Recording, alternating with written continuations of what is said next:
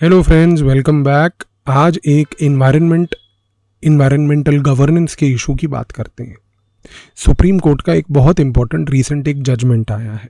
उस जजमेंट में Supreme court ने कहा है कि ex post facto environmental clearances are illegal. ये वर्ड एक्स पोस्ट फैक्टो का क्या मतलब होता है इस कॉन्टेक्स्ट में? इस कॉन्टेक्स्ट में इसका मतलब होता है कि कोई भी प्रोजेक्ट के कंस्ट्रक्शन के बाद इन्वायरमेंटल क्लियरेंसेस इलीगल। चीज को समझते हैं। हुआ क्या है कि अभी तक बहुत सारे ऐसे प्रोजेक्ट्स थे जो प्रोजेक्ट इंफ्रास्ट्रक्चर के लेवल पर थे, फैक्ट्री के लेवल पर थे, इंडस्ट्री के लेवल पर थे। वो बन जाते थे बिना इन्वायरमेंटल क्लियरेंस के, और बनने के बाद वो इन्वायरमेंट मिनिस्ट्री को अप्रोच करके इन्वायरमेंटल क्लियरेंस ले लेते थे और वो इन्वायरमेंटल क्लियरेंस मिल जाती थी। पर सुप्रीम कोर्ट ने अभी रीसेंट जजमेंट में ये बोला कि ये प्रैक्टिस नहीं चलेगी। अब ये प्रॉब्लम अराइज हुई क्यों? ये प्रॉब्लम इसलिए अराइज हुई क्योंकि 2013 की बात है कि उस समय एनजीटी, जिसको हम नेशनल ग्रीन ट्राइब्यूनल के नाम से जानते हैं, जो कि इन सिंपल लैंग्वेज एक इन्वायरमेंटल केसेस को लेकर एक स्पेशलाइज्ड कोर्ट है, उसने एक important judgement SP Muthuraman versus union of India case में एक इंपॉर्टेंट ऑब्जर्वेशन दिया था।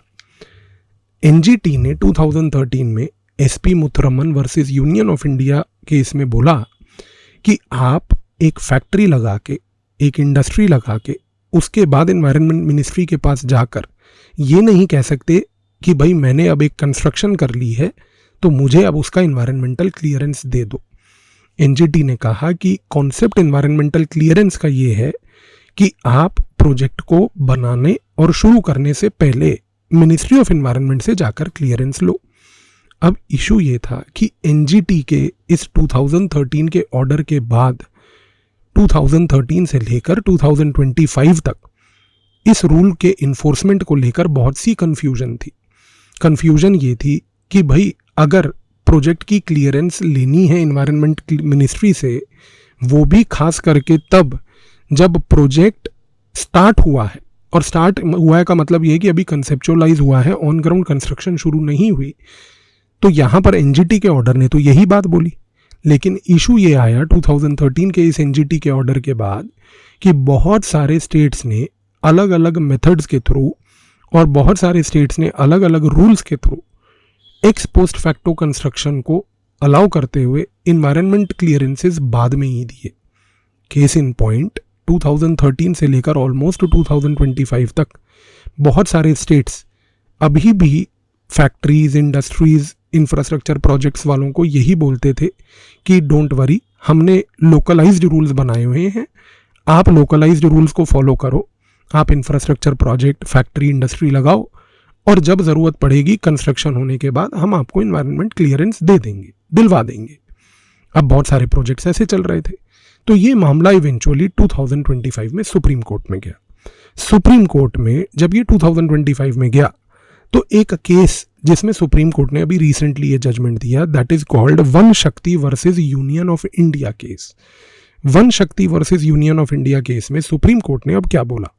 सुप्रीम कोर्ट ने ये बात बोली इस केस में कि भाई एनजीटी का जो ऑर्डर था वो बिल्कुल वैलिड है, उसको इन्फोर्स किया जाए। सुप्रीम कोर्ट ने बोला कि you can not construct a factory without environmental clearance, then construct the factory and ask for the environmental clearance.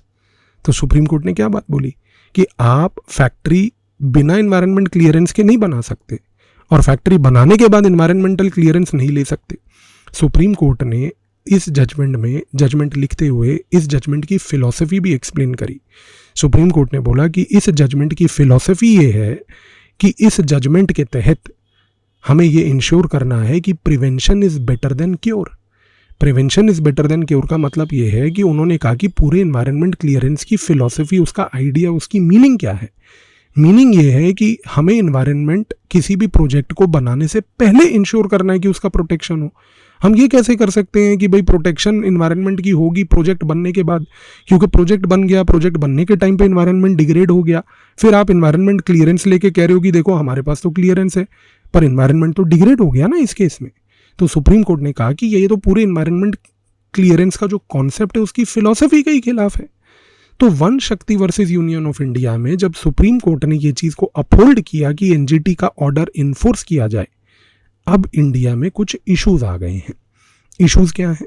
सबसे पहला इशू ये है कि व्हाट अबाउट वो प्रोजेक्ट्स जो ऑलरेडी एक्सपोस्ट फैक्टो लेवल पर क्लियर हो चुके हैं।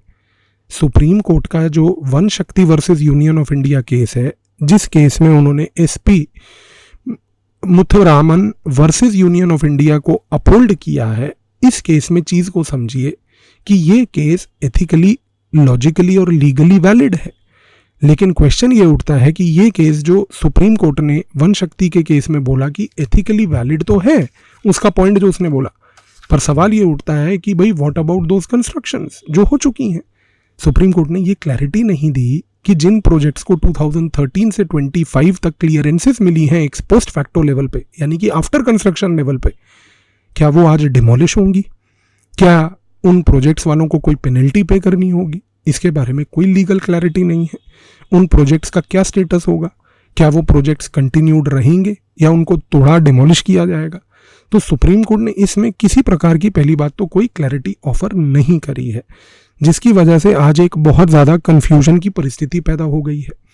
दूसरा, कुछ इन्वायरमेंटल एक्सपर्ट्स का मानना ये है कि मान लीजिए कि सुप्रीम कोर्ट एक रिव्यू पिटिशन में इस चीज़ को लेके गाइडलाइन इशू करता है। एक अजम्पशन है कि सुप्रीम कोर्ट अगर ये बात बोले कि नहीं, जितने भी ये पोस्ट फैक्टो वाले प्रोजेक्ट्स जो थे 2013 से लेकर 25 तक के, इनको डिमोलिश किया जाए, तो ये तो फिर पूरे के पूरे इन्वायरमेंट के कॉन्सेप्ट के ही खिलाफ चला जाएगा। क्योंकि अगर आप प्रोजेक्ट को बने बनाए को डिमोलिश करेंगे तो डिमोलिश करने से तो और एयर पोल्यूशन होगा। तो यहाँ पर in order to protect the environment you will end up in damaging the environment. तो यहाँ पर इस मोमेंट पर एक बहुत ही ज़्यादा कॉम्प्लेक्स लीगल सिचुएशन है इंडिया में, और सिचुएशन कॉम्प्लेक्स लीगल अब के फ्यूचर प्रोजेक्ट्स के लिए नहीं है। कॉम्प्लेक्स इसलिए है कि पास्ट प्रोजेक्ट्स का क्या होगा, कि जो पास्ट प्रोजेक्ट्स थे उनको कैसे मैनेज किया जाएगा, उसको लेकर सॉल्यूशन अभी तक किसी भी तरीके से पेश नहीं किया गया है। तो इस पर्टिकुलर इशू को थोड़ा सा दिमाग में रखिएगा, ये न्यूज़ में चलता रहेगा, और ये अभी जब ये डिबेट आपके सामने दोबारा आएगा तो आई बिलीव इस वीडियो के बाद आपको जो इस पूरे इशू का बैकग्राउंड इन्फॉर्मेशन थी वो अब डेफिनेटली क्लियर हो गई होगी। Thank you.